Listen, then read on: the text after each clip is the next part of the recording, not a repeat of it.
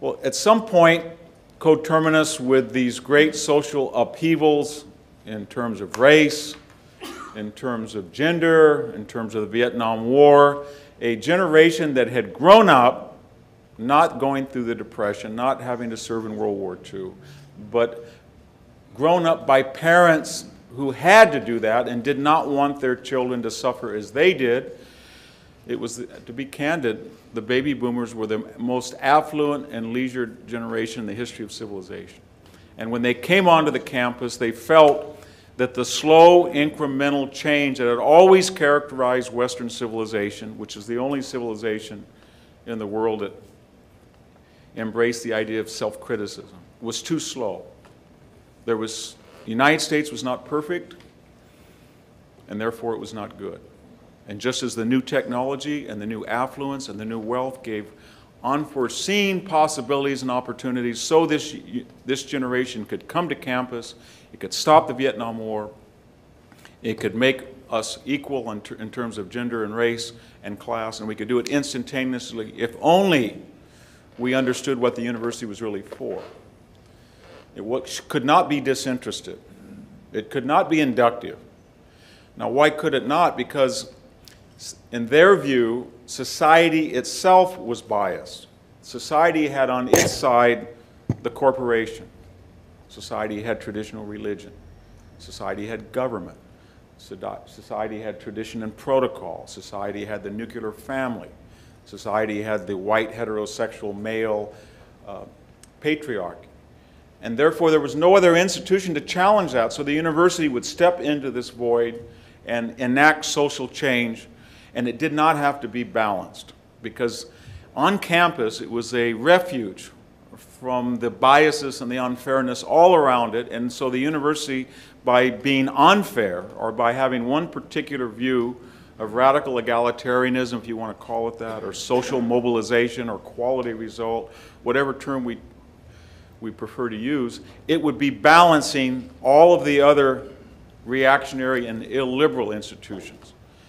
And as this process accelerated, it also accelerated with the largest, let's face it, in the 1960s, 70s, and 80s, we had the largest economic growth in the history of the United States and the history of the world. We created levels of technological sophistication and material affluence that no civilization in history had ever experienced. And the university grew, and it grew more and more, I guess we could use the term deductive.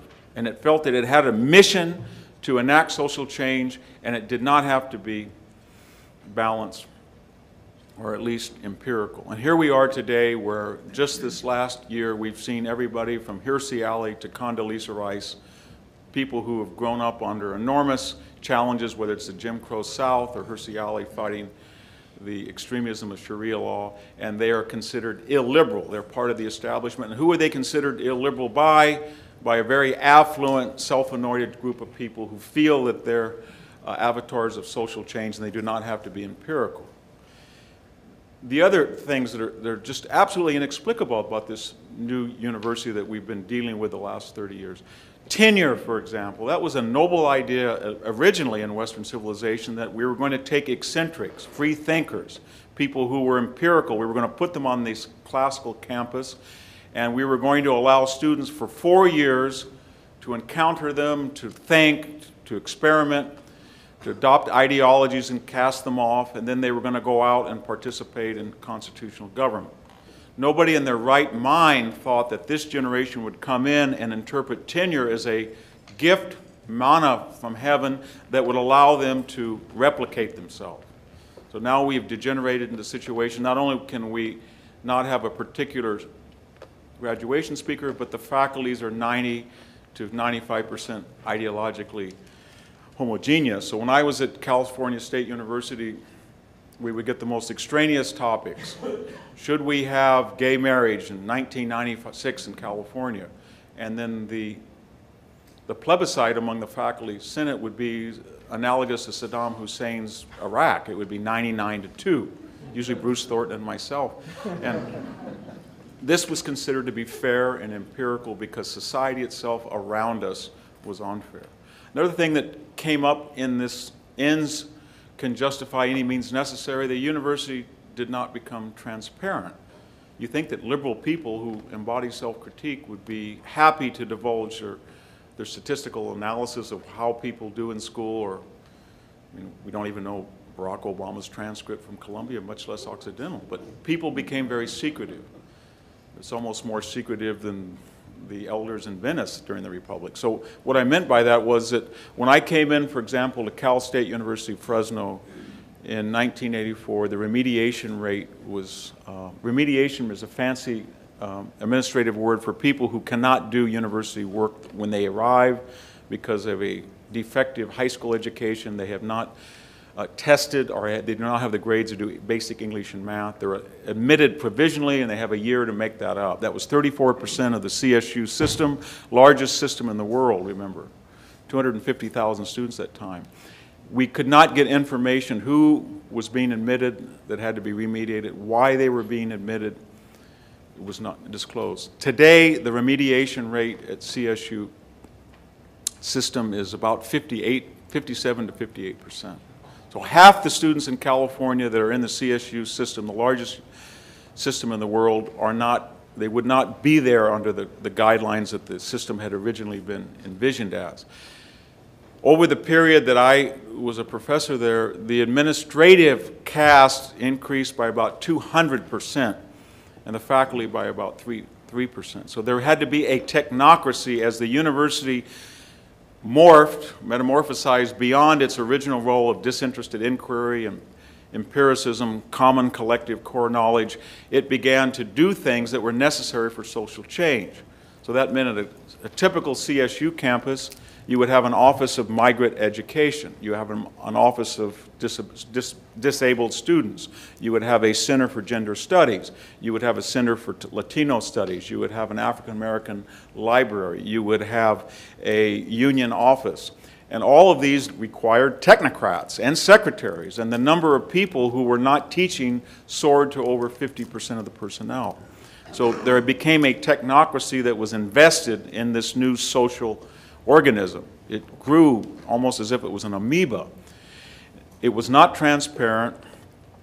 It institutionalized tenure in a way that had never been envisioned before. And the third thing that was so disturbing was the change in the curriculum. Now, over the period, say, from about 1975, we had this new, in the last 40 years, we had this hyphenated studies.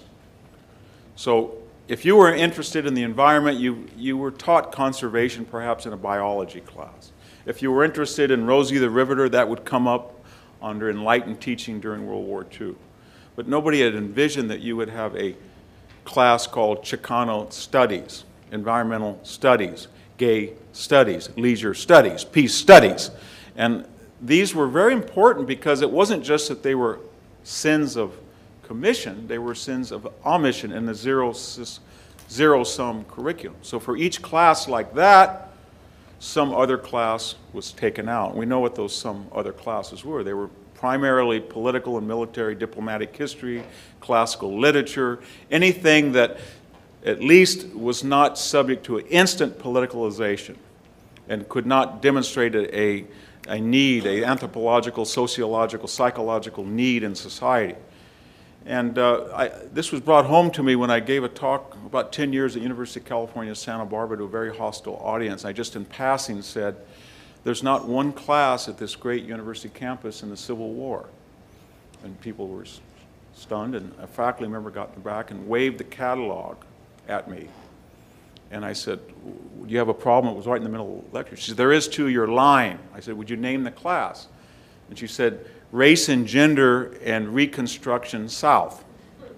Well, that's not the campaigns of General Grant or the March through Georgia or the causes of the Civil War. So there was something lost. And even when some of us on general education committees would complain about this, we'd say we need more classes in French literature. That was not a remedy either, because you found out that Survey of French Literature was really a deconstruction of Michel Foucault. So whatever the rubric was, there was a mechanism to insert a class that would be A, specialized and reflect the narrow interest of this new generation of academic, because they were not broad generalists. They were political activists.